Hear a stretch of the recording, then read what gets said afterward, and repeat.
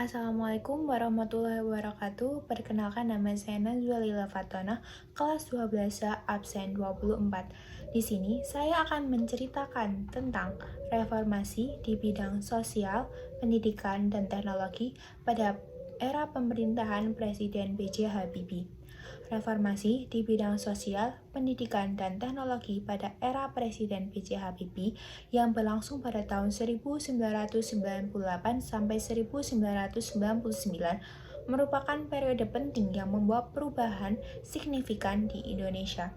Berikut adalah penjelasan mengenai reformasi tersebut. Yang pertama adalah reformasi sosial.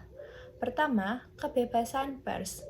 Habibie memperkenalkan Undang-Undang Nomor 40 Tahun 1999 tentang pers yang mengakhiri kontrol ketat terhadap media. Ini meningkatkan jumlah media cetak dan penyiaran swasta secara signifikan dari 289 media cetak menjadi 1.398 dalam kurun waktu yang singkat. Yang kedua, ada pembebasan tahanan politik. Di bawah kepemimpinan Presiden B.J. Habibie, banyak tahanan politik yang dibebaskan sebagai langkah untuk mengembalikan kepercayaan masyarakat dan memperkuat hak asasi manusia. Yang ketiga, desentralisasi kekuasaan. Melalui Undang-Undang Nomor 22 Tahun 1999, Habibie mendorong otonomi daerah dengan memberikan kekuasaan lebih kepada pemerintah daerah untuk mengelola urusan mereka sendiri, yang membantu meredakan ketegangan di berbagai daerah. Selanjutnya ada reformasi di bidang pendidikan. Yang pertama ada akses pendidikan. Habibie berupaya meningkatkan akses pendidikan dengan membebaskan biaya pendidikan untuk tingkat sekolah dasar dan sekolah menengah, serta memberikan beasiswa kepada siswa kurang mampu. Yang kedua, otonomi pendidikan. Kebijakan otonomi juga diterapkan di sektor pendidikan, memberikan kebebasan kepada sekolah dan universitas untuk mengelola kurikulum dan kegiatan akademik mereka sendiri. Yang ketiga, ada kebebasan akademik. Dengan mencabut berbagai pembatasan, mahasiswa diberikan kebebasan untuk berorganisasi dan menyuarakan pendapat mereka, yang sebelumnya dibatasi oleh kebijakan normalisasi kehidupan kampus atau NKK. Selanjutnya adalah reformasi di bidang teknologi.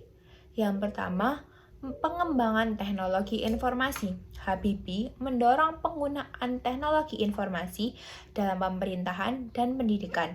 Ia berupaya meningkatkan infrastruktur teknologi untuk mendukung akses informasi yang lebih luas bagi masyarakat. Yang kedua, inovasi dan riset. Selama masa pemerintahannya, terdapat peningkatan dukungan untuk penelitian dan pengembangan teknologi, termasuk pembentukan lembaga riset yang berfokus pada inovasi teknologi. Dan yang terakhir, peningkatan kualitas sumber daya manusia. Dengan fokus pada pendidikan dan teknologi, Habibie berusaha untuk meningkatkan kualitas sumber daya manusia di Indonesia agar lebih siap menghadapi tantangan global. Secara keseluruhan, reformasi pada era pemerintahan Presiden B.J. Habibie membawa perubahan yang mendasar dalam struktur sosial, sistem pendidikan, dan pemanfaatan teknologi di Indonesia. Meskipun masa jabatannya singkat, kebijakan-kebijakan ini memiliki dampak jangka panjang terhadap perkembangan demokrasi dan modernisasi di Indonesia. Perkenalkan, saya Karina Andesti Syafa'ah, nomor absen 17 dari kelas 12A. Di sini saya akan menjelaskan mengenai reformasi pada bidang sosial, pendidikan, serta teknologi pemerintahan Presiden Gus Dur. Reformasi bidang sosial pada masa pemerintahan Presiden Gus Dur meliputi yang pertama, kebebasan berekspresi dan pers, di mana hal ini ditandai dengan pencabutan pers yang ada di Indonesia, sehingga masyarakat Indonesia diharapkan untuk menyumbangkan seluruh aspirasi mereka. Yang kedua, penghapusan diskriminasi. Diskriminasi yang pertama mengenai masyarakat etnis Tionghoa, di mana pada masa pemerintahan Presiden Gus Dur ini masyarakat etnis Tionghoa diperbolehkan untuk melakukan ibadah dan merayakan hari rayanya, yaitu Hari Raya Imlek. Yang kedua, penghapusan diskriminasi terhadap perempuan. Hal ini ditandai dengan disahkannya Undang-Undang Nomor 7 Tahun 1984 dan juga pada masa pemerintahan Presiden Gus Dur didirikan sebuah lembaga pemberdayaan perempuan dan anak. Lalu pada bidang pendidikan, Presiden Gus Dur mengesahkan Undang-Undang Nomor 22 Tahun 1999 yang dimana isinya memberikan otonomi atau hak lebih kepada setiap daerah untuk melakukan pengelolaan dan pemberdayaan pendidikan secara lebih mendalam. Lalu yang kedua, Presiden Gus Dur juga menaikkan gaji guru secara signifikan dari periode-periode presiden sebelumnya. Ini bertujuan untuk menaikkan kesejahteraan kehidupan para guru yang ada di Indonesia, serta Presiden Gus Dur juga memberikan pelatihan-pelatihan khusus dan kesempatan pendidikan yang berkelanjutan bagi para guru yang ada di Indonesia. Lalu untuk kurikulum pendidikannya berganti dari kurikulum 1992 berganti menjadi kurikulum berbasis kompetensi pada tahun 2002 yang dimana lebih ditekankan pada kemampuan kognitif, afektif, dan psikomotorik. Lalu pada bidang teknologi, Presiden Gus Dur memberikan dukungan terhadap kaum Nahdlatul Ulama atau NU untuk menguasai ilmu pengetahuan dan teknologi secara lebih mendalam. Yang kedua, Presiden Gus Dur membubarkan Dewan Departemen Penerangan yang dianggap pada saat itu menghambat perkembangan teknologi informasi yang ada di Indonesia. Yang ketiga yaitu pembentukan Dewan Ekonomi Nasional yang diharapkan atau bertujuan untuk memperbaiki masalah-masalah ekonomi yang ada pada Indonesia pada saat itu.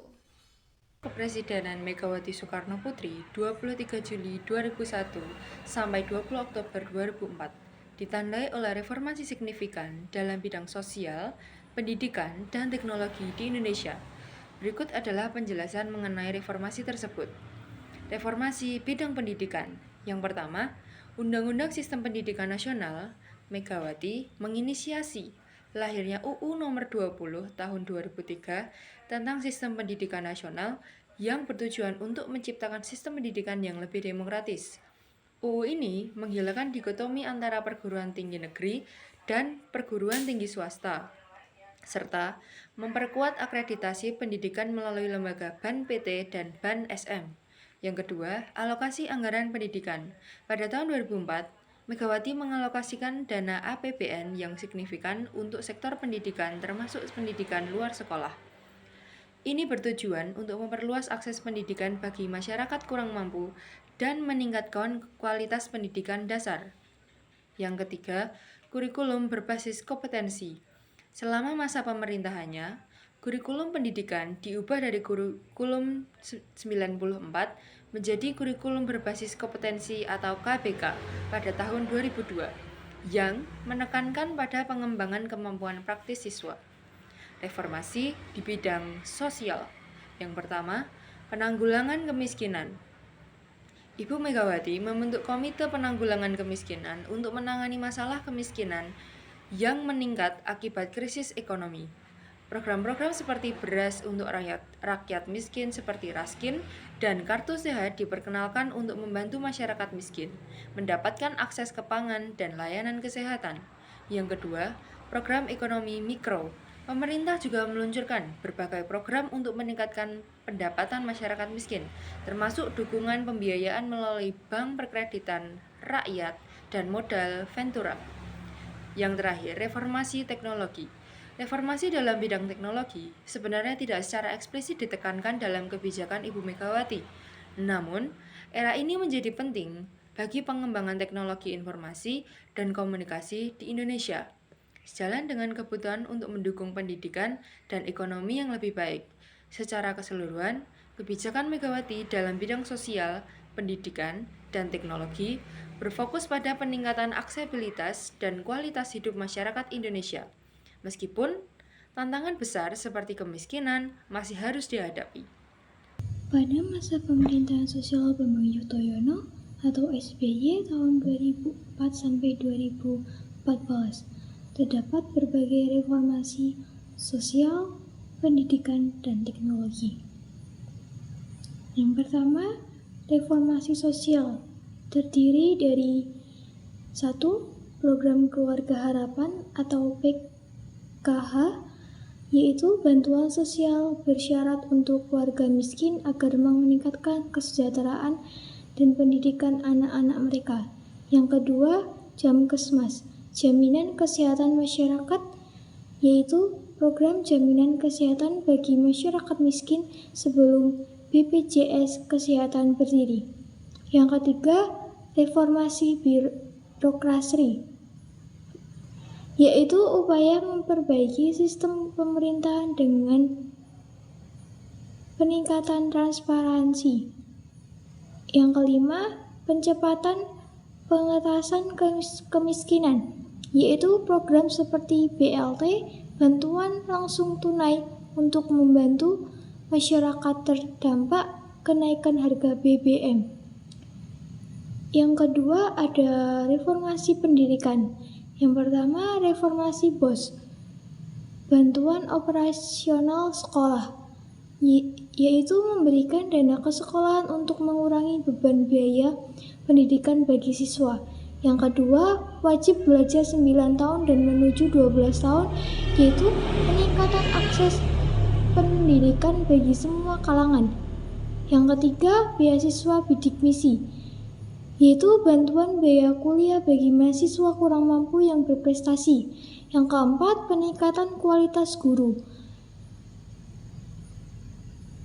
sertifikat guru, dan peningkatan kesejahteraan melalui tunjangan profesi. Yang ketiga, ada reformasi teknologi. Yang pertama, ekspansi telekomunikasi, yaitu peningkatan infrastruktur telekomunikasi termasuk pengembangan jaringan seluler dan internet ke daerah terpencil. Yang kedua, penguatan industri teknologi, yaitu dukungan bagi industri IT dan startup teknologi lokal. Pada bidang sosial, pendidikan, dan teknologi di era pemerintahan Joko Widodo menunjukkan perubahan dan perkembangan yang signifikan. Dengan berbagai kebijakan dan program yang dirancang untuk meningkatkan kualitas hidup masyarakat Indonesia. Yang pertama ada di bidang sosial. Pada bidang sosial, Joko Widodo memfokuskan untuk program-program yang mengatasi kemiskinan dan mensejahterakan rakyat Indonesia seperti program KIP atau Kartu Indonesia Pintar dan Kartu Sembako yang diberikan langsung untuk masyarakat miskin, untuk membantu masyarakat miskin yang ada di Indonesia. Selain itu, pemerintah juga berkomitmen untuk melakukan perlindungan sosial melalui reformasi bertahap, seperti program jaminan kehilangan pekerjaan. Yang kedua, pada bidang pendidikan, Presiden Joko Widodo mengimplementasikan program kurikulum Merdeka Belajar yang bertujuan untuk menyesuaikan kurikulum pada masa kini dan masa yang akan datang. Kemudian ada program Yonasi, yaitu untuk menyebarluaskan pendidikan dan untuk meratakan kualitas pendidikan yang ada di Indonesia. Yang ketiga, pada bidang teknologi. Pada bidang teknologi, pemerintah mendorong ekonomi digital dengan memperkenalkan regulasi yang mendukung startup dan perusahaan. Kesimpulannya, pada masa pemerintahan era Presiden Joko Widodo lebih memfokuskan program-program untuk meningkatkan SDM masyarakat Indonesia dan untuk mensejahterakan masyarakat Indonesia. Perkenalkan, nama saya Dara Lola Astuti, nomor absen 12. Di sini saya akan membacakan kata-kata ikonik dari Presiden Habibie. Dimanapun engkau berada, selalulah menjadi yang terbaik dan berikan yang terbaik dari yang bisa kita berikan. Keberhasilan bukanlah milik orang pintar. Keberhasilan adalah kepunyaan mereka yang senantiasa berusaha. Selanjutnya, saya akan membacakan kata-kata ikonik dari Presiden Abdurrahman Wahid. Sabar itu tidak ada batasnya. Kalau ada batasnya berarti tidak sabar. Tuhan tidak perlu dibela karena Dia sudah maha segalanya. Selanjutnya, saya akan membacakan kata-kata ikonik dari Presiden Megawati. Jangan sekali-sekali punggungi rakyat. Hari ini berbeda dengan kemarin. Mari jadikan hari ini lebih baik. Selanjutnya, saya akan membacakan kata-kata ikonik dari Presiden Susilo Bambang Yudhoyono. Ujian adalah gerbang kehidupan. Song-song dan atasi ujian ini untuk hidup yang lebih baik.